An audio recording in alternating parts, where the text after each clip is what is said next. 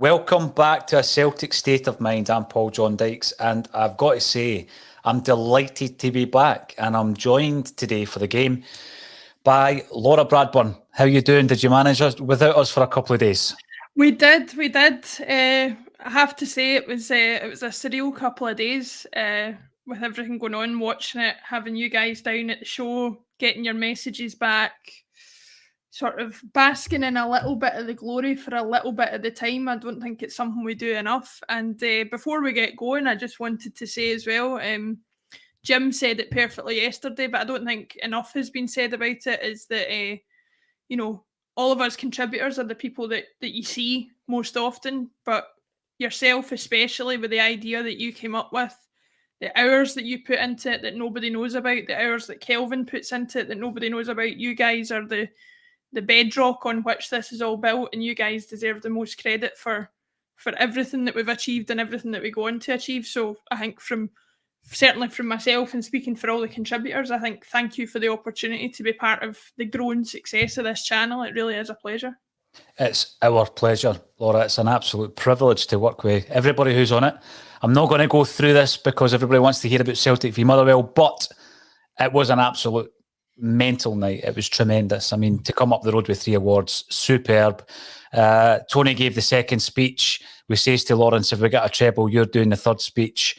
He basically grabbed the mic on the second speech and gave it a big hail, hail. It was brilliant. Loved every single second of it. But it's thanks to all the people out there voting and supporting the channel. I don't want to labour it because you'll be thinking, get on with the game. And I get all that. I might pop back in for a very quick live just to say thank you to so many people who were involved, including the people that got us on the train. That's another story entirely, Laura. We're playing Motherwell today. This, again, I mean, we were saying it when we went to Pittodrie, must-win games. They keep coming. We're just at that stage. We really can't allow ourselves to fall any further behind. We're going to Fir Park today. I'm never one of these guys that is so confident. I'm not a betting man for a kickoff, Laura, so I never feel confident enough to put money on Celtic every single week or whatever. But I've never been so confident going to Fir Park, and I've seen the best and the worst. You know, I've seen us scoring 7 goals at Fir Park. I've seen us losing league titles at Fir Park. We're going there today against a mega organised Motherwell side. And I think that the beginnings of that, the roots of that, was under Stephen Robinson. He made them a very organised side who were very difficult to beat. Some of that, the remnants of that team are still way Motherwell, but it's been picked up and they're brilliant. I mean, not just as a team, but as a football club, they're doing a lot right, Laura. Yeah, I think Motherwell's a strange one for me because I remember having a chat to you one time and you couldn't believe that I was too young to remember Willie Faulkner in a Celtic shirt, but I remember him at Motherwell, and to me they've always been, we've never struggled particularly against them, but they've always had players that have given us a challenge, Willie Faulkner, Tommy Coyne, Dougie Arnott, Keith Lasley, even up to like David Clarkson and Phil O'Donnell as well, obviously. They always seem to have players that give us trouble, and I think that's going to be the case again today. Like you say, they maybe aren't as organised as they were under the previous manager, but it's never an easy place to go, and they still have their threats there. Even we were talking yesterday about the home that Tony Watt seems to have found there and the threat he could pose. So as much as I'm optimistic as I always am going into the games, it's not going to be an easy one, and I think we're going to have to keep our wits about us. Yeah, absolutely agree with that. I mean, we're now at that stage, and I was asked quite a bit about this going down to London because, a lot of these people, they're football fans, so they keep maybe a casual look, a casual eye on Celtic and Scottish football as a whole, Laura. So they were asking, they were very interested in where did it all go wrong and what's going to happen this season. And I explained to them that for the first time, last season and this season, for some time, I'm going in every single match day and it's looking at our result, obviously, but also looking at Ibrox to see how we can make up ground. Obviously, Hearts are going to Ibrox today. We're playing Motherwell. We want both results to go for us, but Motherwell are in the ascendancy. They are above Celtic in the league. They're sitting 4th. That was something we kind of got used to, even during our 9 in a row. Motherwell were up there, kind of pushing that top two constantly. And in previous years, we've seen it with Motherwell teams as well. Tony Watt is one to watch. He's a player who I kind of thought, when he fell off the radar, and what I mean by that wasn't really his time in Belgium. I just felt when he started kind of going down the leagues in England, and then he comes back up to Scotland and he's at St Johnstone, I just thought he was probably going to fade into obscurity. But he has found a perfect fit for him at Motherwell. He's definitely one to watch. I mean, I'm looking at Starfelt. I'm not convinced with Starfelt. I know that he likes a battle, but I don't even think he did that too well at Pittodrie. And I think they'll be looking at him as a target. And Tony Watt, I remember him having some pace back in the day. He's an instinctive player. I'll say one thing about him. He's a lot stronger now than he was in a Celtic jersey. He's really obviously bulked up and worked hard on his upper body strength. I think he's one to watch today. I think he 100% is. I mean, there are certain bits of your game that obviously change depending on how you look after yourself. Your pace can change, your weight, your physicality, that kind of thing. But there are parts of your game that I don't think, regardless of how well you play or not, you never lose. He's always had a good first touch. He's always had a good finish on him. And those things are things that usually never leave you. So I would be reluctant to say that he's not going to be a problem for us, because I think he's the type of striker that only needs a couple of chances in a game. We all know that, with the way we've been as a team this season, being wasteful of your chances is costly. And Tony Watt is a striker that, for Motherwell at least, almost guarantees you goals even with a low number of chances. So we're really going to have to be on our guard today to give them as little as possible, because I think they've got at least one striker there who will take any chance that he's given. Before we move on to the selection by Ange Postecoglou, on the note of Tony Watt, when he was at Adrie as a kid, he had trials with Celtic, Rangers and Liverpool. And obviously Celtic won the race to buy him. I think it was 90 to 100,000 quid at that time. His career trajectory was pretty steep, and everybody remembers him for the goal against Barcelona. In the last few weeks, obviously, we've had the international break, Laura, which, I've been counting down the days for this game right here against Motherwell, back to domestic action. I did actually hear, and in particular on the State of Scottish Football, which goes out at 6 o'clock on the channel every night, quite a few people actually saying he should be in and around the Scotland squad. Is that a bridge too far for Tony? I mean, can you see him making another step up in his career? I don't think it is a bridge too far, because I think what we saw at Euro 2020 especially was, and for all Lyndon Dykes has been able to put in some vital goals for us in the qualifiers recently. To me, he's not the natural finisher that we would want up front for Scotland. And although Che Adams does an excellent job at what he does, he's more of a target man than he is an out-and-out clinical finisher. I think partnering Tony Watt with a Che Adams could be, the key to unlocking a lot more of our success, because I think, to be honest, the way the Scotland team play, it's the only area in which we really need to significantly improve. We need strikers who score goals consistently, and I think Tony Watt could provide that. So no, I don't think it's beyond them at all. I think if you've got Kevin Nisbet's in around the squad, Lyndon Dykes, I don't think he's very far off that potentially anyway. And I think playing with better players around him, as he would in the Scotland squad, would bring out the best in him. It's an interesting one. There is a dearth of Scottish attackers out there, Laura. But let's talk about a different area of the park, and let's get as many people involved in the comment section as possible. Starting off with Scott Howe, who mentions Bolly, who's getting his second start of the season.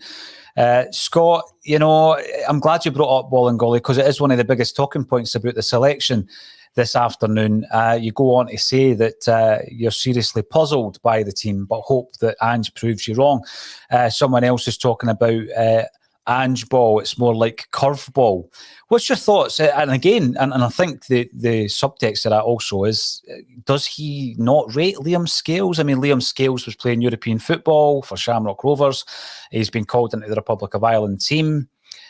Yet we're pulling in Bolingoli again from the cold. Now, I already spoke about this, Laura. I thought, like everybody else, when he started against Livy, it was a bit of a curveball. But I could see why he was trying to basically look at his entire squad and get as much knowledge as he possibly could. Has Bolingoli shown the right attitude at training? Is he saying the right things when Ange is speaking to him? Probably. So he gets the game. I don't think he was outstanding, but the team were poor that day, and he wasn't the worst player on the park. So I was trying to watch his performance without anything else, without the judgment of what happened last season. And I thought he did okay. But then he drops out the squad entirely, not even on the bench, and now he's back in the starting 11. What do you make of that? Yeah, I mean, I think I would echo your caveat about, taking any off the field issues out of the conversation, because I think anybody who was for him staying at the club has voiced those opinions. Anybody who was for never seeing him in a Celtic shirt again has voiced those opinions. So at this point, he's here, he's a Celtic player, we have to judge him on what he provides us. I don't think he's the worst left back we have at the club by any stretch. He's not the most disciplined defensively. Whether that actually proves to be an advantage in the system that Ange plays is probably another question. Maybe that's why he's favoured. But I mean, my issues with the defence don't come down to Bolingoli specifically or personally. I can't remember who said it on a previous podcast that I was on, but the main issue for me is here we are in the middle of October with yet another backline. Okay, Carter, Vickers and Starfelt look like they're forging a partnership at centre-back of sorts, or they're at least being given the opportunity to. But we still don't have settled wing-backs in place, or full-backs, whatever you want to call them. We're switching between Ralston, Juranovic, Taylor, Bolingoli. The very fact that I can name as many players as that, and some of them have played both right and left back. The very fact that I can name as many players as that shows you how unsettled we are in those areas. And yes, injuries has contributed to those. But really, you should still be able to say, right, if that person's injured, we can bring in this backup. If that person's injured, we can bring in this backup. The kind of shuffling that's going on is not going to help things build. Yes, Carter, Vickers and Starfelt can build a relationship as a centre-back pairing, but each of them will have to build a relationship with the full-back that's on their side, and they're not being given the opportunity to do that the way current things are going. Hopefully when injuries settle down, and hopefully they will, there will be a more consistent choice across the back, because I think that is an area of the pitch where I think you can switch up the selections across the pitch, but the defence really has to remain as consistent as possible. Yeah, just picking up on that, Laura, I look at the team and I think to myself, in my own head, are they the first choice or are they the second choice? In some of the positions, they're the second choice and we don't yet have a first choice. And I think about that every time I look at the left back position. I still don't think we have our first choice left back. Even when Taylor's fit, I don't think he is the strongest left back Celtic could have. Montgomery's played there, and it's been a mixed bag by Montgomery. I think he's playing out of position as an inverted fullback, certainly. And then Bolingoli comes in and he's got a lot more experience. But again, it's difficult sometimes for Celtic fans just to watch his game in isolation without all the baggage that comes with it. On the other side, you've got Ralston, which I still think, as well as he's done, he is our second choice. But I think we do have our first choice in Juranovic, who unfortunately is injured. My big concern about the two centre-halves at the moment is I think Starfelt is a backup to Julian, and I think Carter Vickers is a first choice. So I'm happy with Carter Vickers, but I'm not at this moment in time totally convinced with Starfelt. Nobody knows specifically when Julian's coming back, but both of the guys will have to forge a partnership with Julien as well, because as the season goes on, Laura, there are going to be occasions where both of these guys will be playing with Julien, but I still reckon Starfelt is a backup to Julien. I would agree with that. Carter Vickers certainly seems more assured, and Starfelt has improved in recent games. I think he's better than he was, but I would still think that Julian at his best is better than Starfelt at his best. I was encouraged to see the tweet from Celtic yesterday saying that Julian's back in training.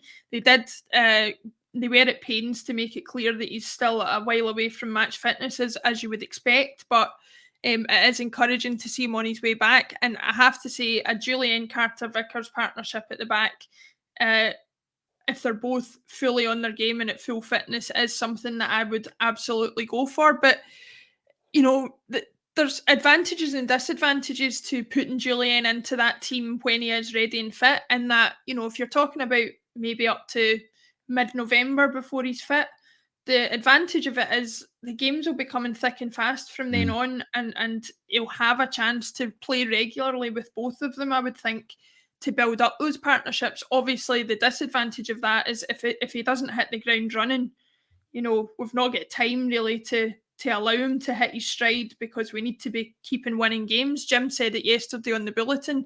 We're now at a stage where we can't really lose games. Every game is a must-win game. So there's advantages and disadvantages to both. But ultimately, as Tony always says, having your best players available is never a bad thing. And if we can get Julian back playing as soon as possible, then that can only be a positive for us. Yeah. So again, some out there might think I'm being overly critical, but I look at the back five and I see Hart and Carter Vickers as being first picks. I think we need another left back. I think Juranovic is your first pick right back, and Julien's your partner for Carter Vickers. And saying that, on the bench, we've got Welsh who can cover right back and right centre back, and Scales who can do the same on the other side. So we're covered if there are any injuries or poor performances today. But let's move into the midfield. And Douglas Connell comes in to say Motherwell will be harder than Aberdeen, and still two central attacking midfielders, one of which has flown to the other side of the world and back. Another random cameo. It does feel like a random cameo, I've got to say, for Bolingoli, and we'll be watching his performance closely. But what do you make of this Turnbull-Rogic dilemma? A lot of fans, me myself included, have said they shouldn't be playing together. It's one or the other.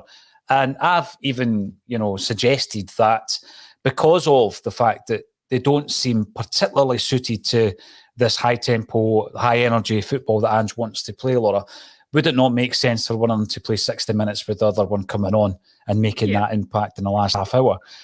People might think that's a luxury, but listen, it's a luxury that we have, so why not utilise it? And then the question would be, who would you play alongside McGregor in the engine room? I think he's on the bench. I think Nir Beaton did enough against Aberdeen. What's your thoughts about those selections? I think the Turnbull and Rogic thing kind of reminds me of situations we've had in Scotland team, and situations that I remember the England team having when I was growing up. I remember they talked about Scholes, Gerrard and Lampard and whether they could play together. And, for the Scotland team, Tierney and Robertson, whether they could play together. And I think the mistake you make at times is trying to find a system or a way to play what you believe is the best 11 players that you have at the club.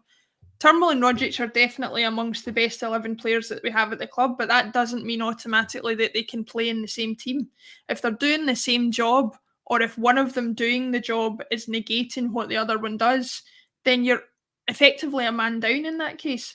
I can't remember the last time I watched the two of them playing where I thought both of them had great games. It's always one or the other, and if that's the case, you've got to think about replacing one of them. And I have to say, based on this season's performances, I would actually replace Turnbull. And I know a lot of people will be shocked to hear that, given that my praise of Turnbull over the last 18 months has been high. But you've got to go with not only the player who suits the system, but the player who's been delivering more often. And I think Rogic is up there for me. I just think we can't afford to be carrying players in any stretch of the imagination or in any sense.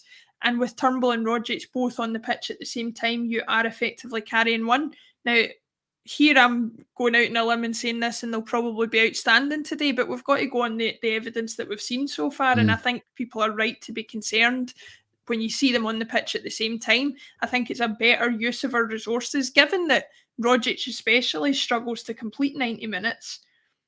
I don't see a reason why you don't use him and Turnbull interchangeably, and they'll both get plenty of game time that way. Yeah, sometimes these things sound too simple to be possible, Laura, but he's picked both of them in the starting 11, and we'll need to see if it clicks at Fir Park today. Some great points coming in. Keep them coming, guys. Daniel Mack. Bolly has worked for his chance, and he's never gone to the papers morning either. This is the thing. He took it on the chin, didn't he? I mean, what he did was absolutely stupid. I mean, there's no other word for it. He took it on the chin. He went away on loan, got a bad injury when he was on loan, and he's come back in. But the point is made elsewhere, and I will find the point that Ange has obviously been working with him. There it is, Sean F.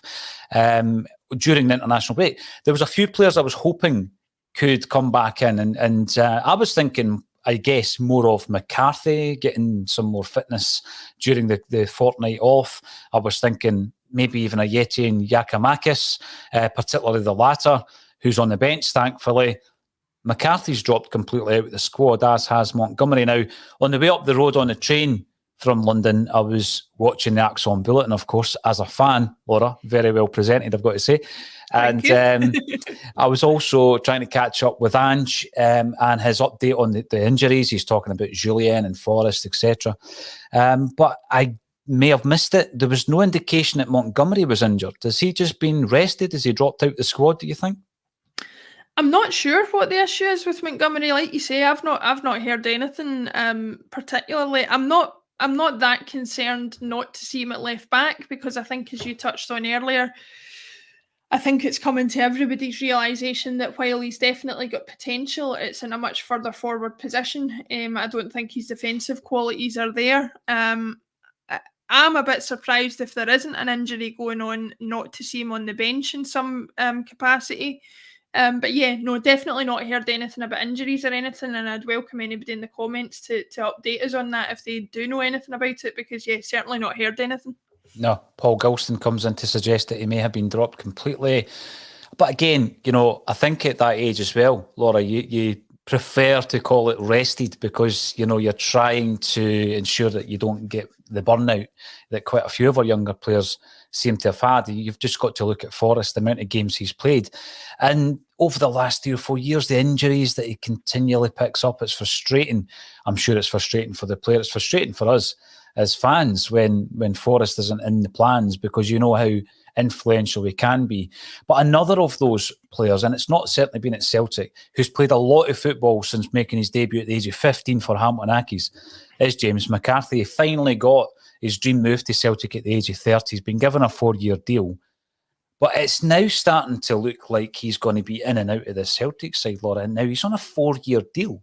He just started at the club. Is it a concern at this stage? He's not even on the bench today.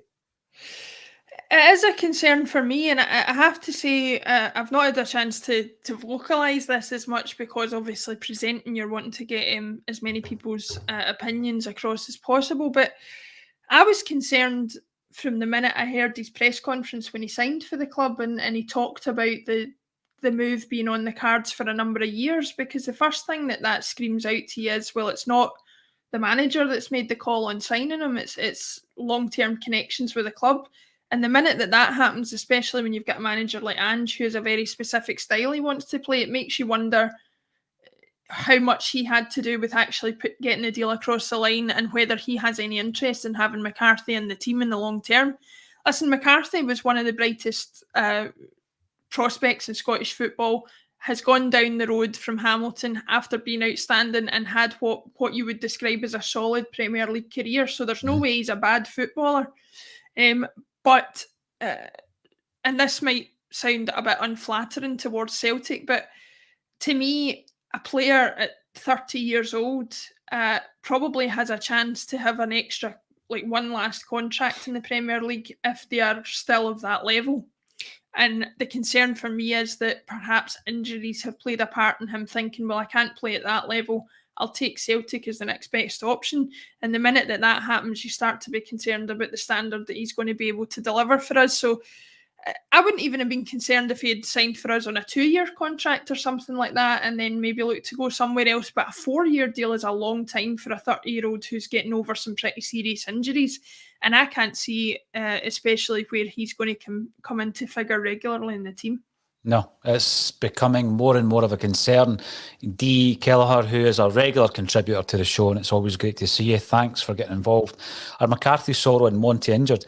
It takes me to a point I made just the other week, Laura, in relation to January. We've all got opinions on where we need to strengthen. I've mentioned a couple of them already on the show today. But I'm also looking at the fact that I don't see us going through January and not offloading players. I mean, we've got Barkas, who's not on the bench today. Still a question mark, I guess, around Ayeti, players like Bolingoli and even Sorrow. who D. Kelleher brought up there. Sorrow has not figured in the plans over the last few squads. Are you of the view that we can afford to offload a lot of these players? I don't think anyone would complain if Barkas was to leave. No, there are some of the players, Barkas included, where they're not really contributing anything on the field, and so to lose them would not be a major issue. Where I think we are a bit concerned, and although we have bolstered the numbers, is if we are offloading a bunch of those players, we need to be replacing them so that we can keep the numbers up. And if we can replace them with better quality players, then that's all for the better. But there are certain players who've had their chance repeatedly, and I think have shown that they are not of the standard that we need, Ayeti and Barkas being two of them. So I wouldn't be surprised to see some going out the door in January, whether it be on loan or on a permanent transfer. But as long as that's accompanied by people coming back in the way, then I see no problem with it. Just a wee point coming up from Michael McDonald. Welcome to the show, Michael. Now I'm going to go to what you're describing as an SMSM headline here, and I'm wondering which part of that's sensational. Motherwell versus Celtic, live pre-match preview. Pretty sure that's what we're doing. So get involved in the comment section. Please do bring more than that to the party, Michael. Johnston's on the bench. Before we speak about the more offensive players, Johnston's back on the bench because, again, we've spoken about players that were concerned at their fitness. He's coming into that category as well, Laura. Yeah, I sometimes think that you get players who, I would say Mikey Johnston, a fully fit Mikey Johnston, and this is not to sound too Celtic and Lee Griffiths about it, but a fully fit Mikey Johnston is about as naturally gifted a footballer as you have at Celtic. And I think everybody can see that. The spells that he keeps his fitness for and is in the team, he always proves dangerous.